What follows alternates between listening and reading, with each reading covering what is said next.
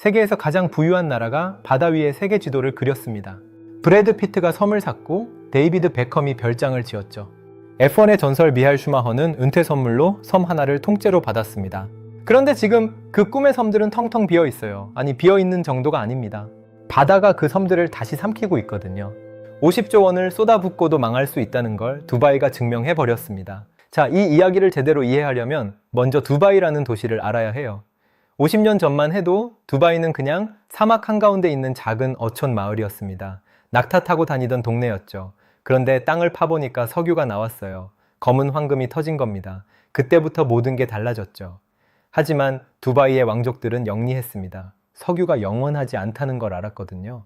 그래서 그들은 석유가 마르기 전에 두바이를 완전히 다른 도시로 바꾸기로 결심했어요. 관광과 부동산으로 먹고 사는 도시, 전 세계 부자들이 돈 쓸어 오는 도시를 만들겠다고요. 문제는 해변이었습니다. 부자들은 바다가 보이는 집을 원하잖아요. 오션뷰 없으면 쳐다도 안 보거든요. 그런데 두바이 해안선은 고작 72km밖에 안 됐어요. 서울에서 수원까지 거리 정도죠. 전 세계 부호들을 다 불러 모으기엔 턱없이 부족했습니다. 그래서 두바이는 미친 결정을 내립니다. 해변이 부족하면 만들면 되지 않겠느냐고요. 바다 위에 섬을 만들기로 한 겁니다. 그것도 하나가 아니라 수백 개를. 상식적으로 말이 안 되는 계획이었죠. 그런데 두바이는 진짜로 이걸 시작해 버렸어요. 과연 이 무모한 도전 성공할 수 있었을까요? 두바이가 계획한 건 총 5개의 인공 군도였어요. 그 중에서도 가장 야심찬 프로젝트가 바로 더 월드 아일랜드입니다.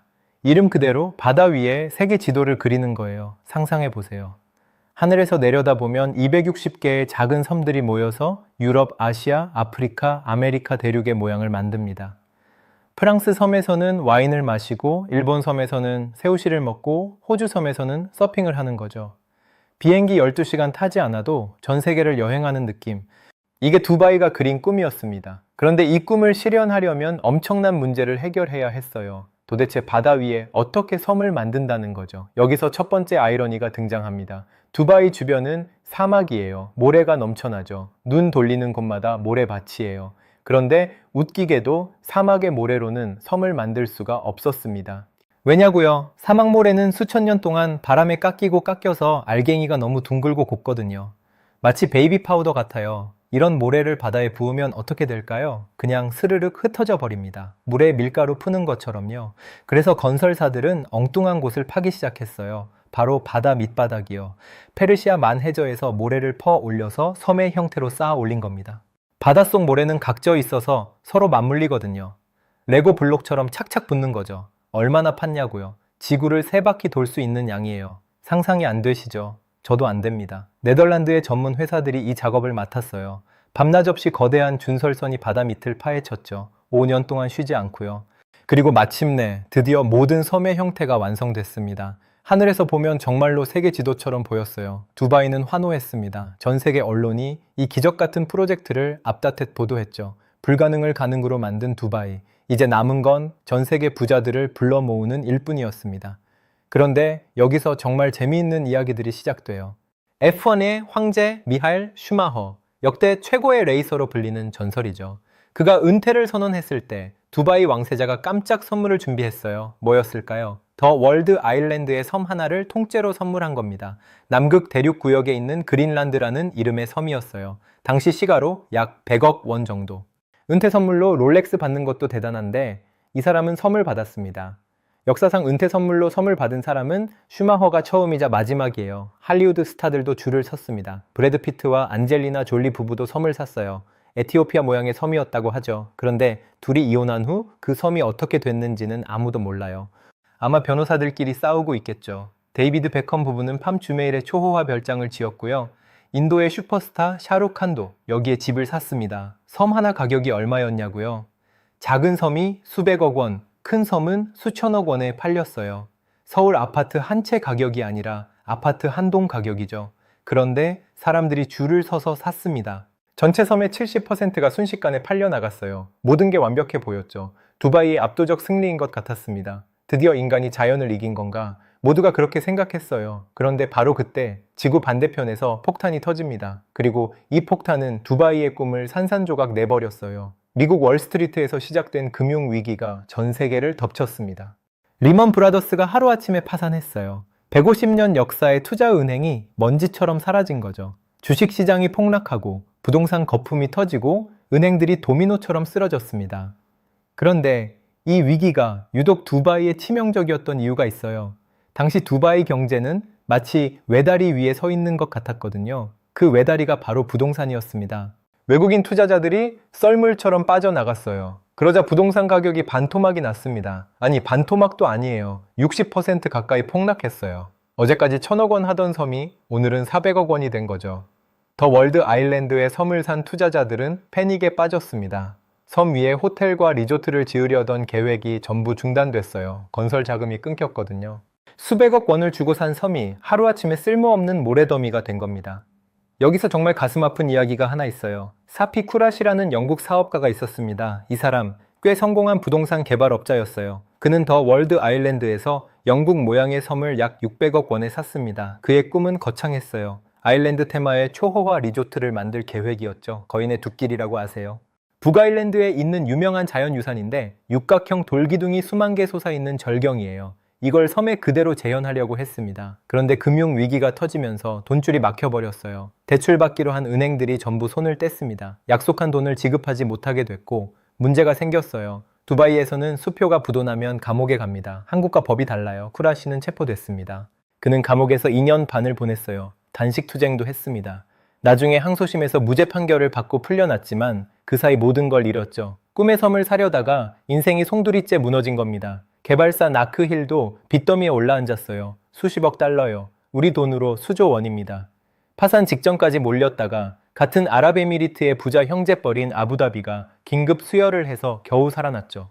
하지만 더 월드 아일랜드 프로젝트는 사실상 올스톱 됐습니다. 냉동 상태로 들어간 거예요. 돈 문제만 해결되면 다시 시작할 수 있을 것 같았죠. 그런데 진짜 무서운 건 따로 있었습니다. 두바이가 미처 예상하지 못한 복수가 조용히 시작되고 있었거든요. 바다가 움직이기 시작한 거예요. 충격적인 뉴스가 터졌습니다. 더 월드 아일랜드가 바닷속으로 가라앉고 있다는 거예요.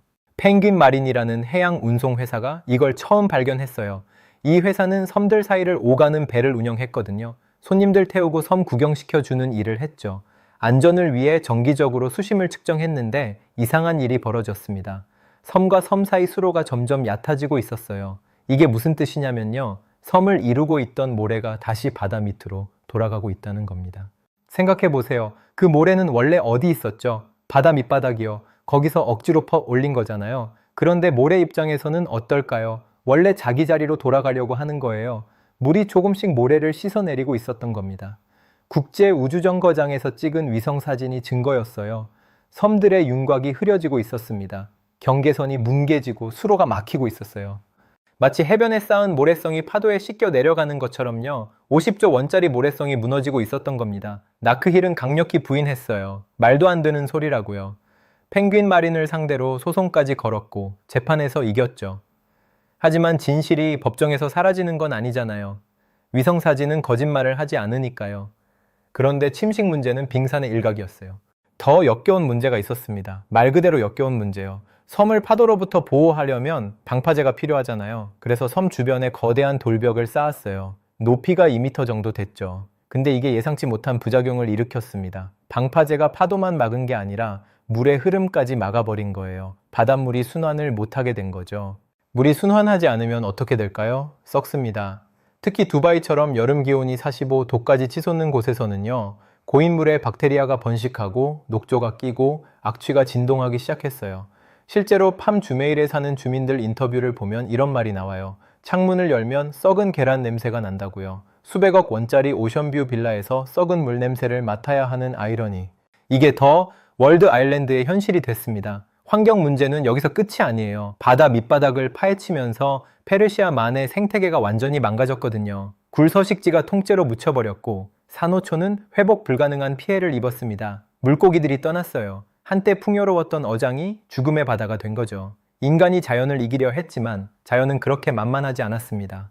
대가를 요구하기 시작한 거예요. 그런데 문제가 더 있었습니다. 설령 이 모든 환경 문제를 해결한다 해도 개발 자체가 불가능한 상황이 벌어지고 있었거든요. 더 월드 아일랜드가 가진 또 하나의 치명적 약점, 바로 접근성입니다. 이게 왜 문제인지 비교를 해볼게요. 같은 인공섬인 팜 주메이라는 육지와 다리로 연결돼 있어요. 차를 타고 쭉 들어갈 수 있죠.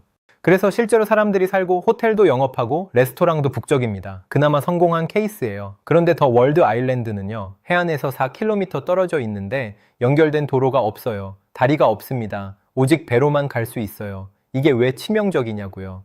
건물 하나를 지으려면 뭐가 필요할까요? 시멘트, 철근, 유리, 타일, 배관, 전선, 가구, 인테리어 자재. 이거 다 톤 단위잖아요. 이걸 전부 배에 싣고 날라야 합니다. 파도 치는 바다를 건너서요. 트럭으로 나르면 1시간이면 끝날 일을 배로 하면 하루가 걸려요. 비용이 몇 배로 뛰는 겁니다. 공사 기간도 몇 배로 늘어나고요. 그것뿐이 아니에요. 더 황당한 게 있습니다. 전기가 없어요. 수도도 없고요. 네, 제대로 들으신 거예요. 50조 원 들여서 만든 섬인데 정이랑 물이 안 들어옵니다. 원래 계획은 각 섬마다 전기와 수도 시설을 따로 만드는 거였어요. 해저 케이블을 깔고 담수화 시설을 짓고. 그런데 이게 현실적으로 불가능했어요. 비용이 천문학적으로 들었거든요. 그래서 그냥 포기해버렸어요. 지금 대부분의 섬에는 전기 케이블이 안 깔려 있습니다. 개발업자들은 디젤 발전기를 직접 사서 돌려야 해요. 드르륵 드르륵 소음 나는 그 발전이요. 하수 처리도 각자 알아서 해야 하고요. 쓰레기도 배로 실어 날라야 합니다. 수백억 원 주고 섬을 샀는데 전기도 물도 없는 상황, 화장실도 제대로 못 쓰는 상황. 마치 무인도에 조난당한 것과 뭐가 다를까요? 이런 곳에 누가 리조트를 짓겠어요? 누가 휴가를 오겠어요? 이쯤 되면 궁금해지잖아요. 그래서 지금 그 섬들 도대체 어떻게 된 거냐고요. 착공한 지 20년이 훌쩍 넘었습니다. 그런데 대부분의 섬은 여전히 빈 모래밭이에요. 직접 확인해 보세요. 구글 지도 열어서 두바이 검색하고 해안에서 바다 쪽으로 내려가 보세요. 세계 지도 모양의 점들이 보일 거예요. 그런데 확대해 보면요, 그냥 모래밭이에요. 아무것도 없어요. 260개 섬 중에서 제대로 뭔가 지어진 게 몇 개나 될까요? 10개도 안 됩니다. 레바논 섬에 작은 비치 클럽이 있고 최근에 리조트 하나가 겨우 문을 열었어요. 유럽의 심장이라는 이름의 프로젝트가 느릿느릿 진행 중이긴 한데 이것들 다 합쳐도 전체의 5%도 안 돼요. 나머지 95%는요, 텅 빈 채로 파도에 깎여 나가고 있습니다. 세계에서 가장 비싼 모래밭, 세계에서 가장 처참한 유령 섬이 된 거죠. 그럼 미하엘 슈마허가 선물 받은 섬은 어떻게 됐을까요? 그 섬도 거의 개발되지 않은 채 방치돼 있습니다. 100억 원짜리 선물이 그냥 바다 위 모래 언덕으로 남아 있는 거예요. 슈마허 본인은 스키 사고 이후로 공개 석상에 나타나지 않고 있어서 그 섬의 미래는 아무도 모릅니다. 그렇다면 두바이는 그냥 포기한 걸까요? 이 50조 원짜리 실패를 인정하고 손 놓은 걸까요? 아닙니다. 두바이는 절대 포기를 모르는 도시거든요. 그들은 새로운 전략을 들고 나왔습니다. 나크힐이 내놓은 새 계획은 이거예요. 섬 하나하나를 따로 개발하는 게 아니라 여러 섬을 묶어서 대륙 단위로 만들겠다는 겁니다. 쉽게 설명하면요, 원래는 이탈리아 섬, 그리스 섬, 스페인 섬을 각각 따로 개발하려 했잖아요. 이제는 이걸 다리로 연결해서 유럽 대륙 하나로 만들겠다는 거예요. 그러면 전기와 수도를 공유할 수 있으니까 비용이 확 줄어들죠. 유럽의 심장이라는 프로젝트가 지금 진행 중입니다. 오스트리아 출신 사업가가 이끄는 이 프로젝트는 독일, 모나코, 스웨덴 섬에 유럽풍 리조트를 짓고 있어요. 규모가 50억 달러, 우리 돈으로 7조 원 정도 됩니다. 재미있는 건요, 두바이 여름이 너무 더우니까 기온이 27도 넘으면 인공비가 내리는 거리를 만든대요. 하늘에서 시원한 비가 쏟아지는 거죠. 두바이다운 발상이에요. 자연이 안 해주면 우리가 만들겠다는 거죠. 최근에 첫 번째 호텔이 문을 열었습니다. 조금씩 살아나는 기미가 보이긴 해요. 어쩌면 정말로 완성된 더 월드 아일랜드를 볼 수 있을지도 모릅니다. 하지만 현실은 녹록지 않아요. 기후변화로 해수면이 계속 오르고 있거든요. 과학자들 말에 따르면 최악의 시나리오에서는 해수면이 몇 미터나 상승할 수 있다고 해요. 그렇게 되면 더 월드 아일랜드뿐 아니라 두바이 해안 전체가 물에 잠길 수 있습니다. 아이러니하죠. 바다 위에 섬을 만들었는데 그 바다가 섬을 삼키려 하고 있어요. 두바이 인공섬의 이야기. 이게 우리에게 뭘 말해주고 있을까요? 첫 번째 교훈은요, 돈으로 자연을 이길 수 없다는 겁니다. 50조 원을 쏟아 부었지만 바다는 여전히 그 섬들을 삼키려 하고 있어요. 모래는 원래 있던 곳으로 돌아가려 하고 막힌 물은 썩어버립니다. 돈이면 다 된다고 생각한 건 인간의 오만이었을지도 몰라요. 두 번째 교훈은 타이밍의 잔인함이에요. 만약 금융위기가 딱 1년만 늦게 터졌어도 더 월드 아일랜드는 완전히 다른 운명을 맞았을 겁니다. 섬들이 개발되고 사람들이 들어오고 선순환이 시작됐을지도 몰라요. 역사에 만약은 없지만 아슬아슬한 타이밍 하나가 50조 원의 운명을 바꿔버린 거죠. 세 번째 교훈은 꿈과 현실 사이의 간극입니다. 조감도에서 본 더 월드 아일랜드는 정말 환상적이었어요. 프레젠테이션은 완벽했죠. 하지만 전기도, 물도, 도로도 없는 모래섬 위에 그 꿈을 실현하는 건 전혀 다른 문제였습니다. 상상과 실행은 다른 거니까요. 그래서 더 월드 아일랜드는 결국 실패작인 걸까요? 아직 결론을 내리기는 이를 수도 있어요. 프로젝트가 완전히 사라진 건 아니니까요. 조금씩 개발이 진행되고 있고 유럽의 심장 프로젝트가 완성되면 분위기가 바뀔 수도 있습니다. 어쩌면 10년, 20년 후에는 정말 완성된 모습을 볼 수 있을지도 몰라요. 두바이는 원래 불가능해 보이는 일을 해내는 도시니까요. 세계 최고층 빌딩도 실내 스키장도 다 여기서 만들어졌잖아요. 하지만 한 가지는 확실합니다. 이 프로젝트는 인간의 야망이 얼마나 거대할 수 있는지, 그리고 그 야망이 자연과 현실 앞에서 얼마나 무력해질 수 있는지를 보여주는 살아있는 교훈이에요. 역사상 가장 비싼 수업료라고 해야 할까요? 바다 위에 세계를 만들겠다던 꿈. 그 꿈은 아직 끝나지 않았습니다. 다만 자연은 우리의 시간표대로 움직여주지 않는다는 것. 그게 두바이가 50조 원을 내고 배운 교훈입니다. 여러분은 어떻게 생각하세요? 두바이의 이 도전 결국 성공할 수 있을까요? 아니면 바다가 결국 모든 걸 삼켜버릴까요? 그 답은 아마 바다만이 알고 있을 겁니다.